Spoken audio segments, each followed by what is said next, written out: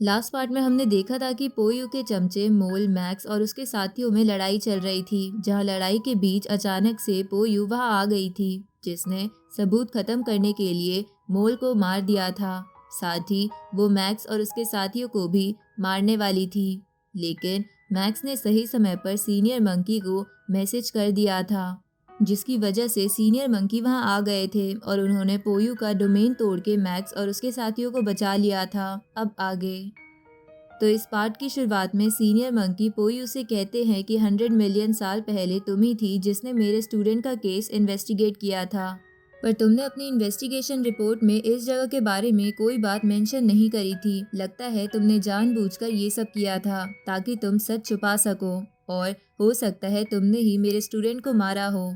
ये सुन के पोयू हंसने लगती है और बोलती है कि लगता है तुमने मुझे मारने का मन बना लिया है, लेकिन कंपनी के कानून के अकॉर्डिंग तुम मुझे मार नहीं सकते।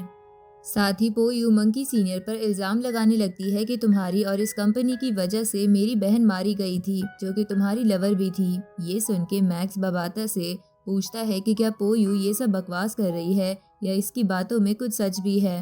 इस पे बबाता रिसर्च करते हुए मैक्स को बताती है कि कई सालों पहले ह्यूमंस और डीमंस के बीच में एक भयंकर लड़ाई हुई थी, और बुक्स के अकॉर्डिंग ह्यूमन क्लैन की एक इमोर्टल लेवल कल्टीवेटर ने अपनी जान पर खेलकर ह्यूमंस को बचाया था। तो हो सकता है कि ये इमोर्टल लेवल कल्टीवेटर और कोई नहीं बल्कि पोयू की बहन हो, और पोयू सच बोल रही हो।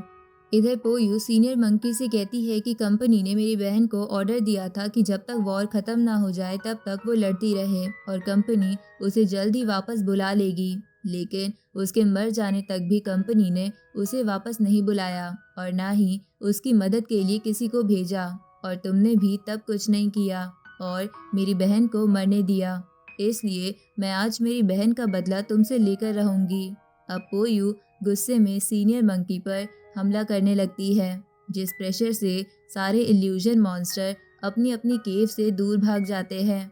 साथ ही ये प्रेशर मैक्स और उसके दोस्त नहीं झेल पा रहे थे। उसी वक्त सीनियर मंकी स्पेस में क्रैक बना के पोयू को अपने डोमेन में ले जाते हैं, जिसके बाद वो पोयू से उस डोमेन में ही लड़ने लगते हैं। जिस फाइट का असर बाहर भी हो रहा था, जिसे महसूस करते हुए मैक्स बोलता है कि ये सीनियर मंकी का डोमेन पोयू के टाइम डोमेन से काफ़ी ज़्यादा ताकतवर है।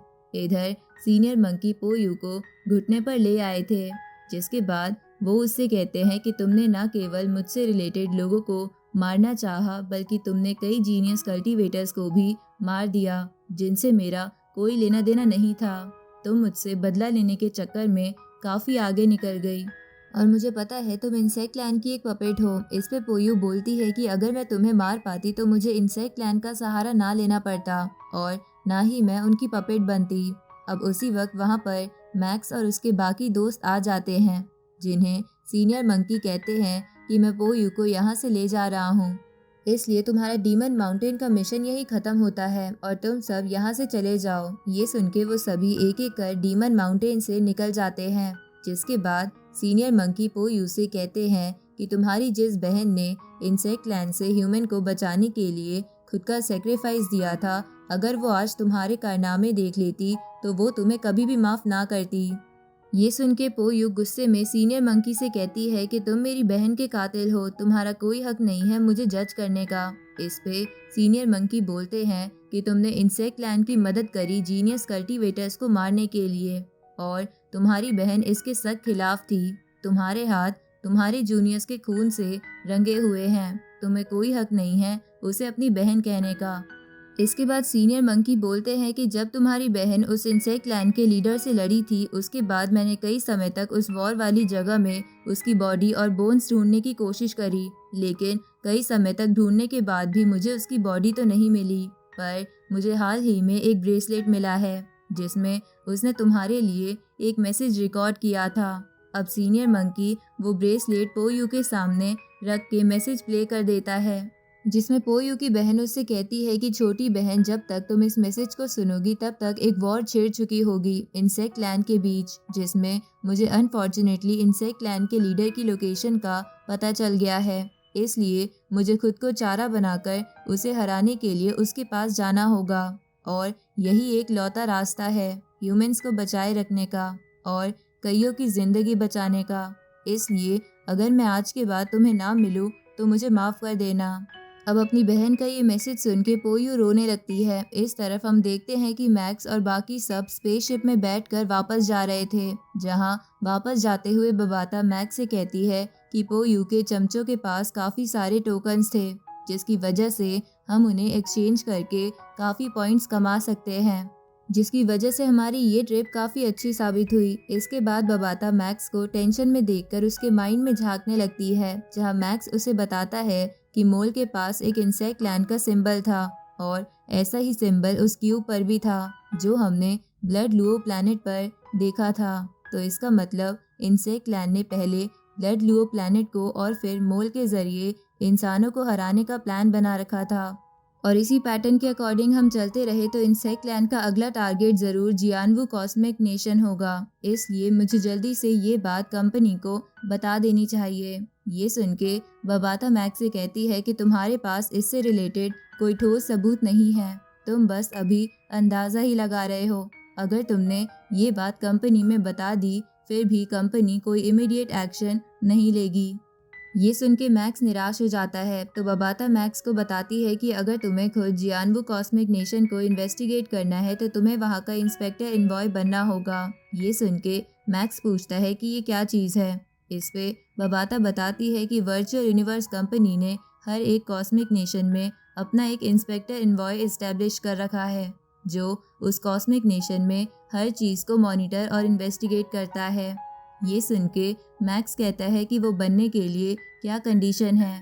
इस तरफ हम मास्टर जियो जियान को देखते हैं, जिनके पास वो सीनियर मंकी और वो असिस्टेंट खड़ी थी। अब मास्टर जियो जियान बोलते हैं कि ब्लड ब्लू प्लैनेट और मोल सीक्रेटली इंसेक्ट लैंड के लिए काम कर रहे थे, लेकिन मैं ये बात जानकर हैरान हूँ कि पोयू भी उनके साथ मिली हुई थी। ये सुन के सीनियर मंकी बोलते हैं कि अभी भी पता नहीं हमारे ह्यूमन क्लैन में कितने ही इंसेक्ट क्लैन के स्पाई छुपे हो। इस पे वो असिस्टेंट कहती है कि मोल तो मारा गया और पोयू इंसेक्ट क्लैन से इन्फ्लुएंस्ड है, इसलिए वो अपना मुंह नहीं खोलेगी, जिसकी वजह से फिलहाल तो ये पता लगाना मुश्किल होगा कि और कौन कौन स्पाई है। ये सुन के मास्टर जियो जियान बोलते हैं कि इंसेक्ट क्लैन से बचने के लिए हमें ना केवल ये पता लगाना होगा कि जासूस कौन है, बल्कि हमें इसका भी ध्यान रखना होगा कि हमारे पास इंसेक्ट क्लैन से लड़ने के लिए अच्छे योद्धा हो। इसलिए उस कंपटीशन को फिर से चालू कर दो, जो बोलन के गुम हो जाने के कारण बंद हो गया था।